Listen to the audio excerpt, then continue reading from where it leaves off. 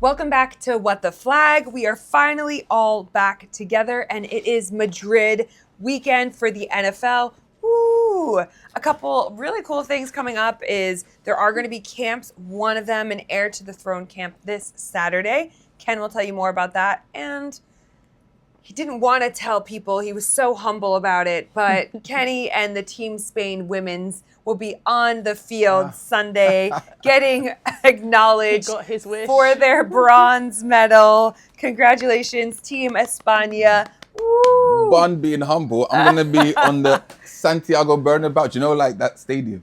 Wembley, cool. Twickenham, cool. Tottenham, cool. But to be on the field, Real Madrid's home turf, yeah, that's going to be an experience. But I'm trying to keep it calm in case it doesn't happen. So, but after I do it, you're going to hear all about it. All the photos will be coming out. Yeah. You want to take the ball? No. I'm like, don't jinx it. Don't jinx it. Just keep it. Stay focused. Stay locked in. Stay focused. It'll be fine. And you've got a camp on Saturday. Yes. Tell Camp the people. It's going to be our first nighttime camp, which I'm excited about. Very fitting for Spain, this whole siesta life, and then you go run around. Spanish people don't do anything in the morning. You can quote me on that. They don't do No. But it's going to be 6:30 p.m. till 9:45 at Las Rozas, which is where the team called the Black Demons play. I was going to say something else, but no, we'll keep it calm. We do love, by the way, we do love our team, and we do love the Black Demons. But when they do their little team huddle break, they go Black D on 3, 1, 2, 3, Black D's. Black D's, yeah. And it's like, ooh. It sounds better in Spanish. It sounds with the Spanish twang. It sounds better. But yeah, that's going to be fun. I don't know. We love you guys. Yes, we do love you. It's going to be fun.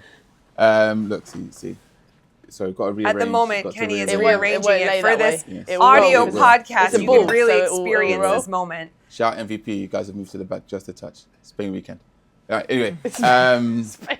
Yeah, the camp's going to be fun. I think we've got a fair few sign-ups already, but registrations are still open, so people can still join. It's not too late, and it's for everyone. Who is everyone? What ages? It's basically ideally around like 13 and up, years old and up, although we had the camps last weekend in Northampton and Manchester. Both went really well. In Northampton, we had kids as young as 8 years old. Wow. All the way to Babies. our senior participants were I think one of them was 42 maybe. But it was great to relax, guys, relax. Participants. But no, it was great to have everyone there. A huge, massive shout out to all our coaches that came out. I'm not going to list everyone because there's too many to name, but it was really good to do something where hopefully we have coaches that look a bit different to what you might be used to, you know? So, and that's not just an age reference, but in terms of some guys that had never coached before, but they were doing it kind of under my direction. Gently, I'm not, you know. But also having guys that play and that are still playing at a very high level be the coaches, because I think it's great for the younger kids to see what it could look like, you know. So it was really, really, really good fun. On the Sunday we were in Manchester, on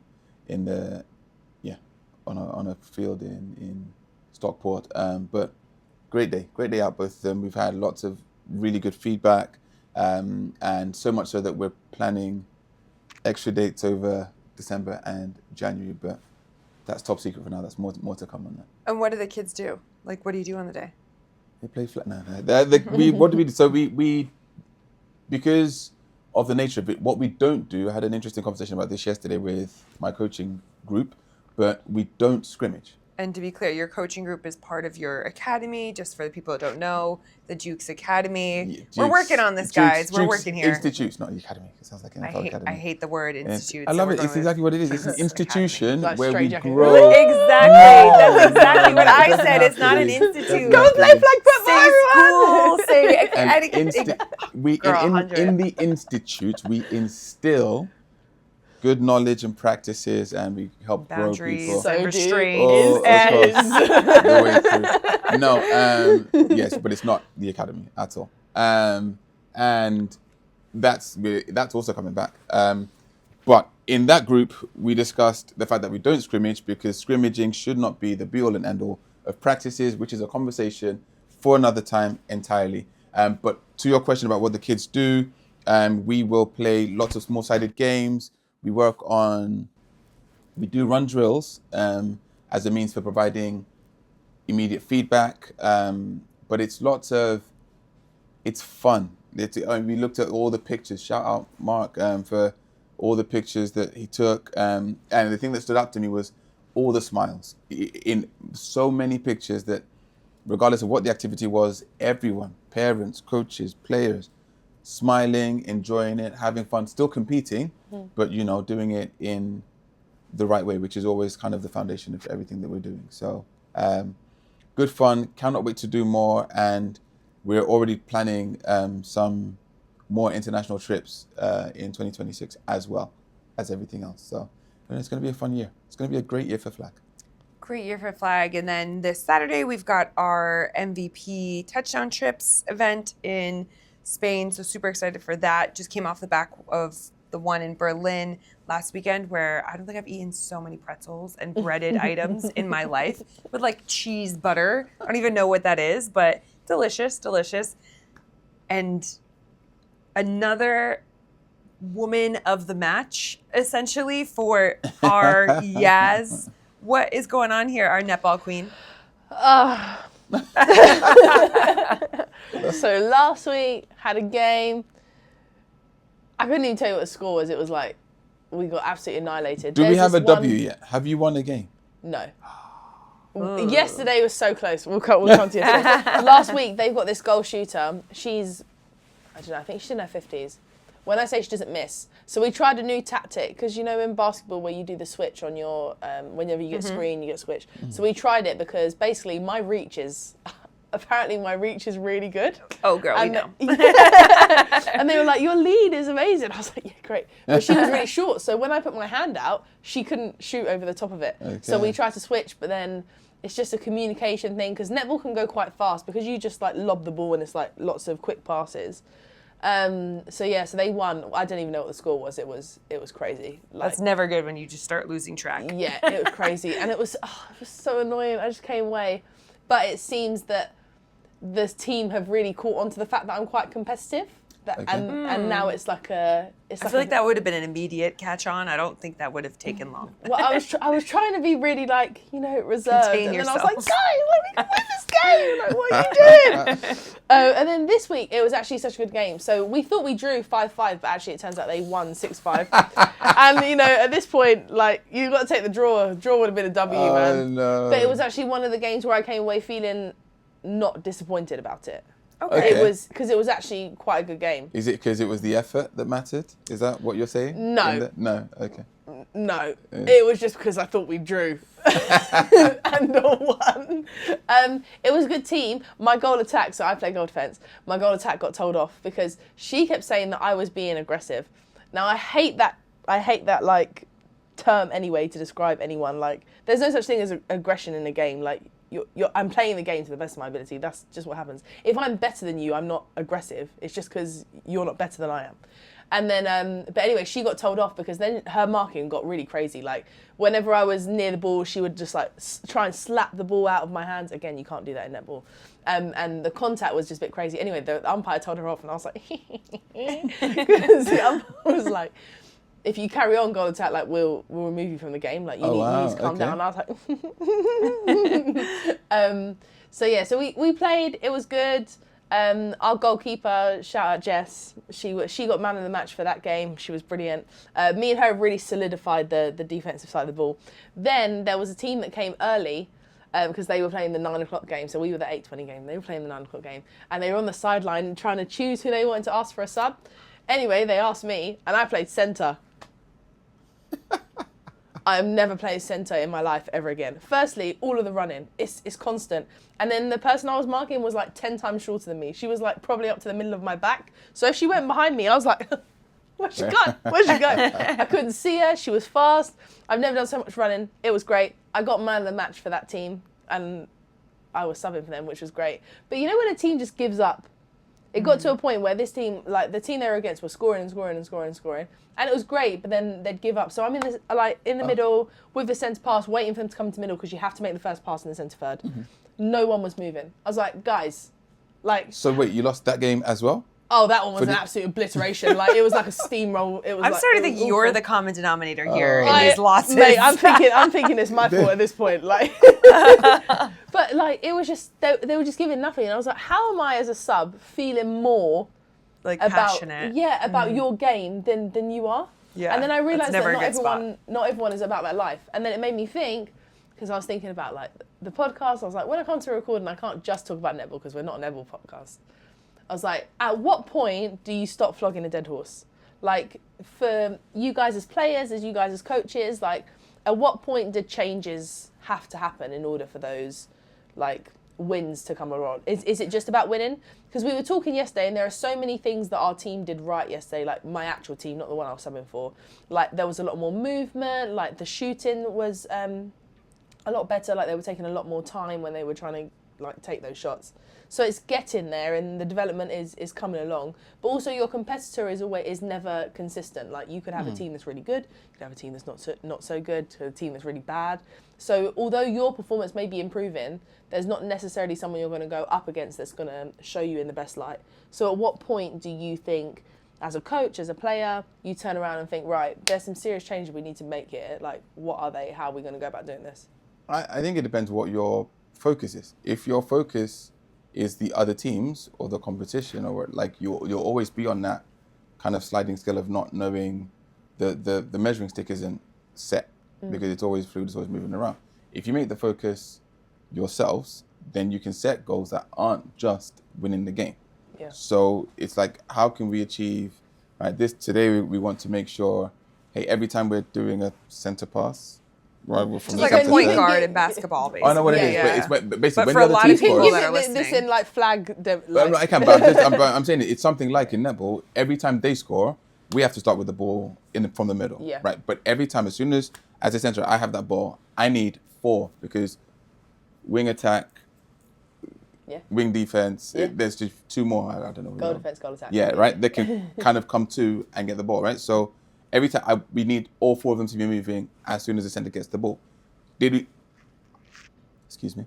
do that every time? Do you know, that's a kind of, so you can set goals that are internal within the team and just work towards those. Do those things enough, repeat that enough, and then you'll get the wins, you know? And it's the same with flag then. If we can we make sure, hey, we never end up in a situation with any more than 4th and 7. You know, you always want to be within 7 yards of the line to gain on 4th down, and that becomes immeasurable. And that's got nothing to do with the team you're facing.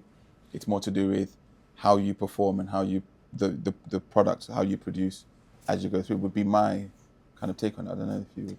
I think looking at the situation, I think that in flag, in tackle, I think we're facing a lot of similar, and we have faced a lot of similar because are we a community inclusion team or are we an elite competitive team? Yeah. And I think that's a conversation people around the world are having, especially as you're starting to get these kind of teams rising to the top. I mean, I can take the British League, for example.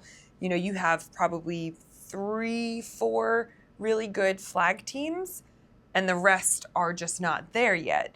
But you can't just play those really good flag teams because of the schedules that are put out. And so, I just think we have to get to a point where you probably split into multiple leagues, and it's almost like a relegation promotion or something like that, where the top teams can actually play against other great teams, because otherwise it is really frustrating if you're going through all this effort, you're training, you're practicing, you're whatever that looks like for you, and you're just doing it to then play against a team that is, you know, you could be in different positions and still win. Thinking about what you just said about football, about the kind of community team versus the elite team, do you think there's a world where both of them can exist at the moment in football?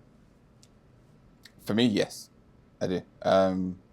But it just depends on.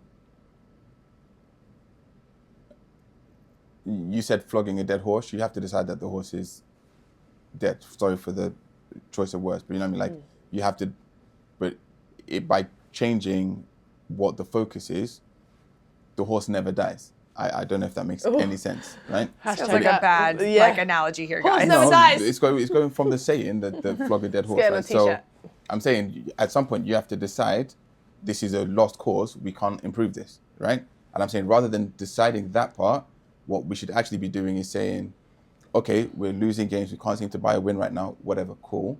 What are the things that we can work on and we can focus on so that there's always something to be flogging? So instead, I'm just using the phrase.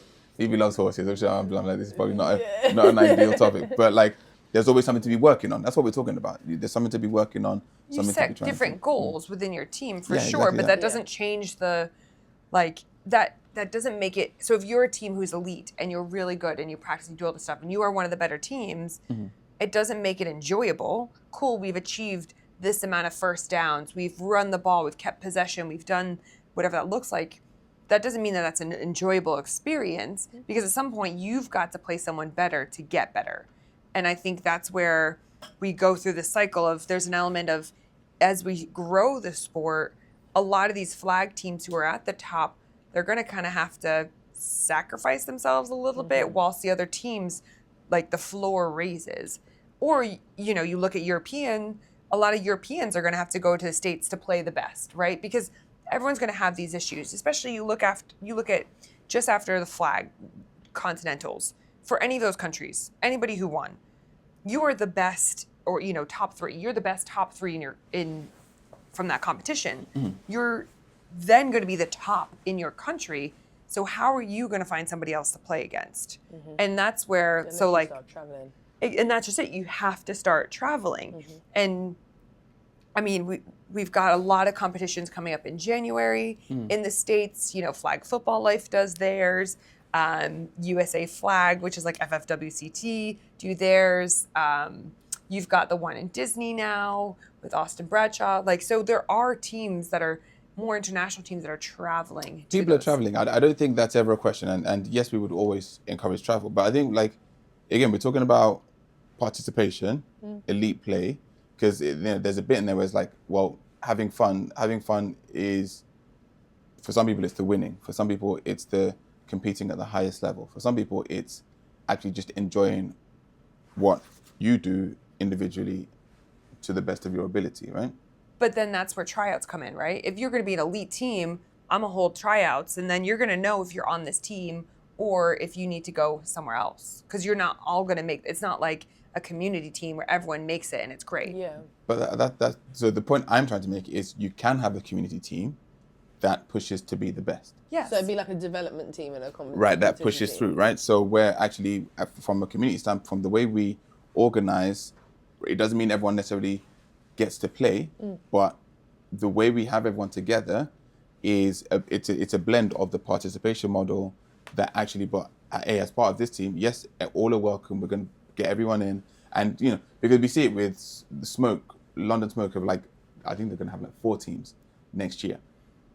I think it's as close to a blend of a participation / elite model as can be, because actually, you know, they have enough people now to the participation piece to have 4 teams, but then at the same time, their top team is always competing for the British Championship. They could go out to Championship, and yes, they could go out to the States, but they would also then be the top team. I don't think they wouldn't be competitive in the States. So it's like going full circle to your point around like, can you have everyone just coming and having fun and trying to win? I think you can, but I think it requires a careful balance and a balancing act, because you could easily fall into one.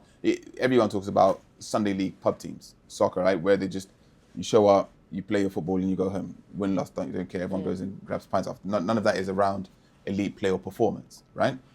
Complete opposite end of the spectrum is your performance, tryouts, people getting dropped, people getting picked up all the time. It's finding a way to walk that middle ground in between them. I think it's possible. And then you look at in the States, NFL Flag, for example, they have a 70-mile radius that you are allowed to participate in.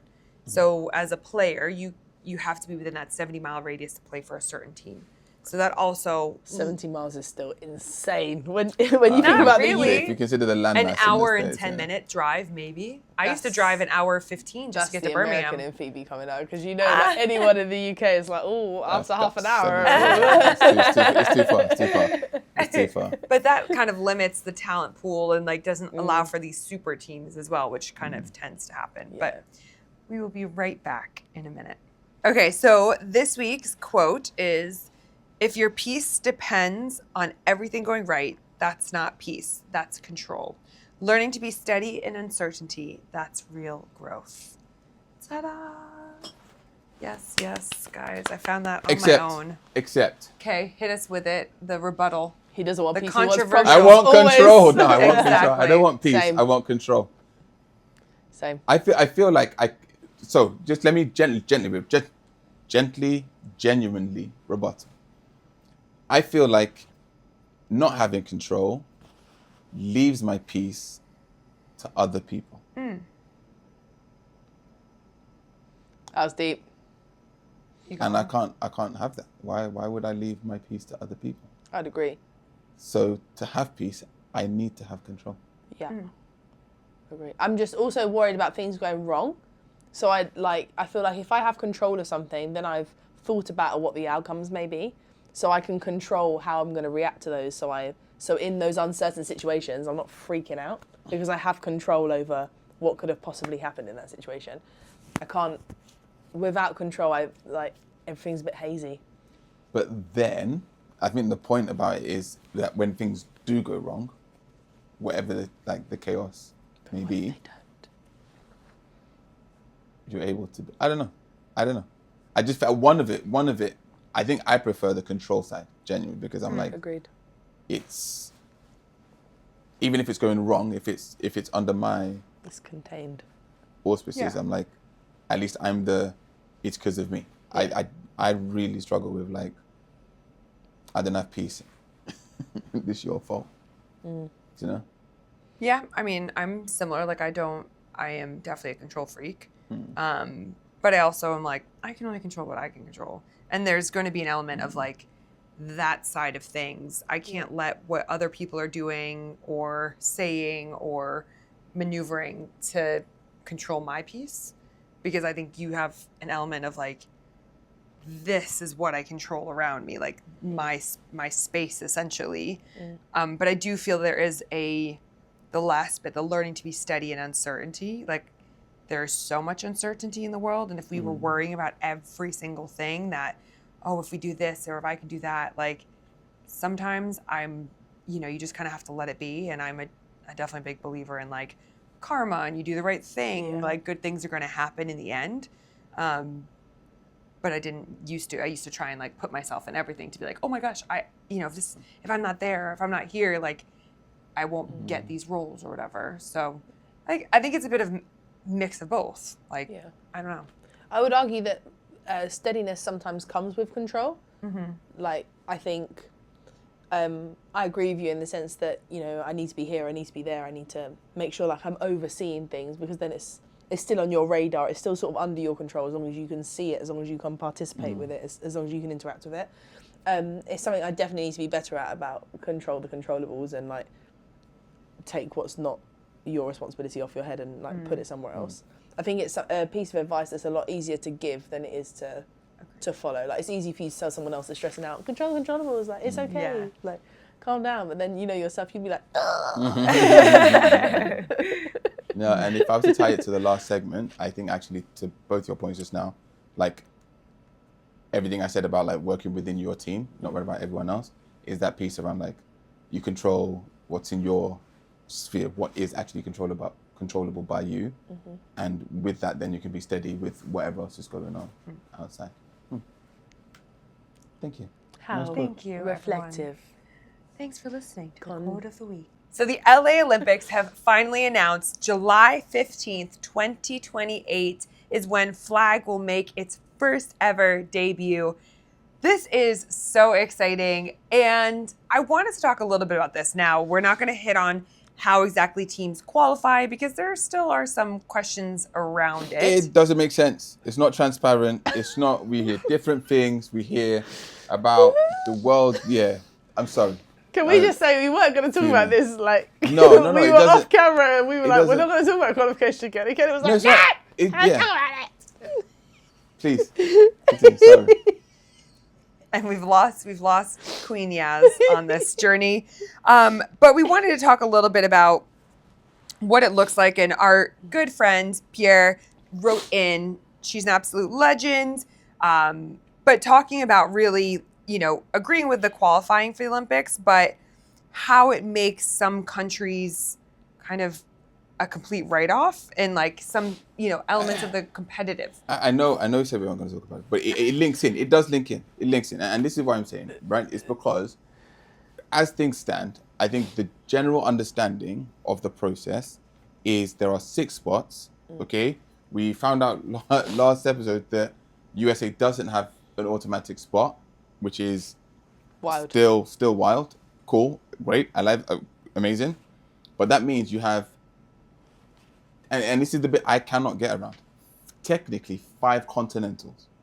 One of those continents literally only has 3, if that is accurate, if we're right, okay? Because we could be wrong and it could change. But 5 continentals in 2027, the year before the Olympics, which one would naturally assume, well, if you win that continental, you're one of the 5, you're the 5 of the 6 spots, and then the 6th spot goes to who? Is it a fair play thing? Is it the highest ranked team after those 5 are selected? But also, without a clear process, it's very possible that there could be a team in the Olympics that's not one of the top 10 ranked teams in the world, which kind of laughs in the face of... Because they won their continent. Because they won their continent, exactly, right? And now, again, you could... things change, sports, whatever. It's not always the top ranked team that wins a World Cup or a sprint, whatever it is. I'm trying to think of different sports or whatever. But it really means that actually come the Olympics, because of the level of some continents currently, you might end up with a huge disparity between the top teams that we assume will be there and then some of these teams that do, rightfully, congratulations, win their continentals, but aren't really, aren't good enough to be played they've never played on outside that their continent. world stage, and that's where, and I mean, hopefully the teams will play in the 2026 World Championships, so there'll be some experience there. But I don't know. I think it could do with clearing up and being ironclad early on, because otherwise it leaves space for the things, there's lots of rumors around. It's being made easier for Australia, for example, to get into the Olympics in 2028 because Australia has it in 2032 and so on and so forth. None of that holds too much water for me, but it's hard to argue it if Australia only have to come through a 3-team continental competition. Yeah. That's not... It's not as competitive as some of the other... It's not right, yeah. It's just not right. So you look at Euros as an example, yeah. Right, and I saying it gently again, I would love to see where Australia, speaking women's flag, but men's, let's say men's as well, I would love to know where they would come in if Australia entered the European Championships, for example. But doesn't that mean then on the road to sort of like qualifying them for the Olympics, that there needs to be more opportunities for these world stages to meet? Because really the only opportunity at the moment is the World Games. Apart from that, or the World Champs. Like, apart from that, there isn't really any other opportunities for other continents to collide with each other in that sense. Like, there's not America's versus Australia's. There's not an Australia's versus Europe. So, and then as well as that, you obviously have the challenge, like you said, of there only being 3 countries that compete in the continentals in Asia and the Oceania. So if you've got 3 countries that compete there, but then Europeans you have however many, how do you then make a tournament between the 2 of them? It'd have to be like a world stage tournament, and there'd have to be multiple of them on the lead up, because then also some of these teams don't have the experience of others. Like, they've maybe only just formed. So if are we talking like everyone gets a clean slate going into this qualification period, and you only count what they're doing now?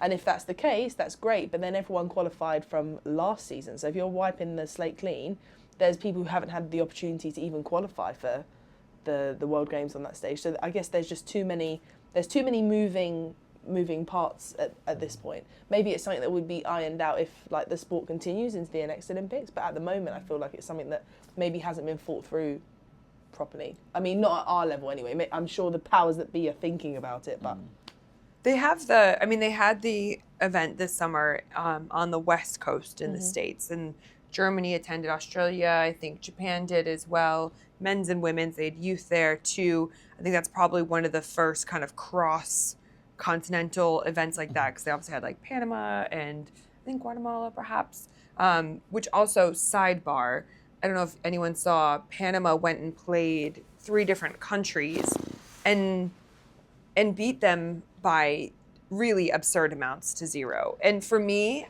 I'm not really sure what the purpose is. So throwing back, we probably 4 or 5 years ago did a like round robin tournament against Sweden and another team. Great Britain like destroyed everyone.